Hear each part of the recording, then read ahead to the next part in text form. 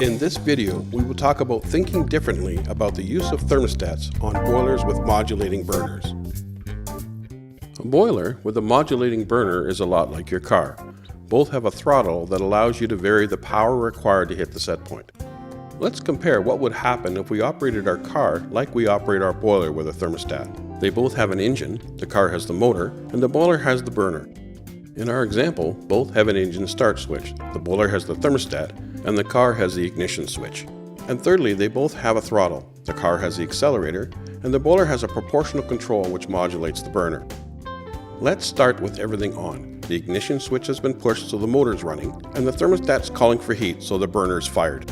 As we approach the set point, in the case of the car, the speed we want to travel, and in the case of the boiler, the set point is determined by the outdoor reset control, the throttle control will slightly move to maintain as close as we can to the set point. In a traditional heating system, when the room reached the set point, we would terminate the call for heat from the thermostat and the burner would stop. If we ran our car when we reached the speed we wanted to travel and turned the ignition off, that would be the same. Now with the engines off, we can no longer provide power to the system and we will fall away from the set point. The car will slow down and the boiler water temperature and hydronic system will start to lose temperature.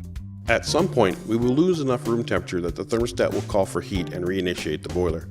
And at some point, we will lose enough speed in the car that we'll have to turn the engine back on to keep up with highway traffic.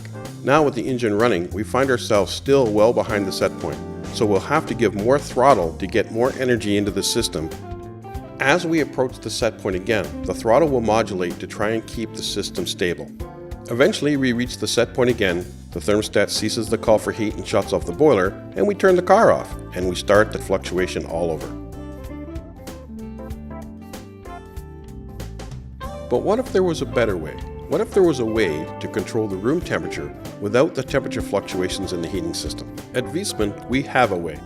The Viessmann 300A or 200A are room sensing devices that communicate with the boiler in real time, and as the room approaches set point, they don't turn the boiler on and off, but tell the boiler to make adjustments to the way it operates. Let's take a quick look at how a Viessmann works differently than a room thermostat for room sensing control. With a Viessmann, we leave the engine on, leaving the burner's proportional control to make small modifications to maintain the set point in the system, just like we use the gas pedal to maintain the speed as we drive along the highway.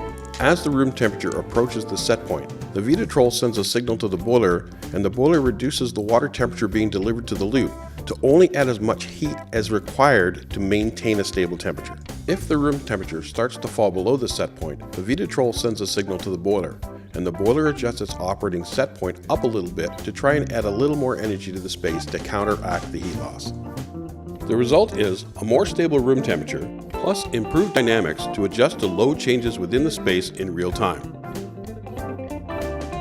Viessmann room sensing devices work with any Viessmann controller with mixed and non-mixed loops using the traditional Viessmann heating circuit layouts.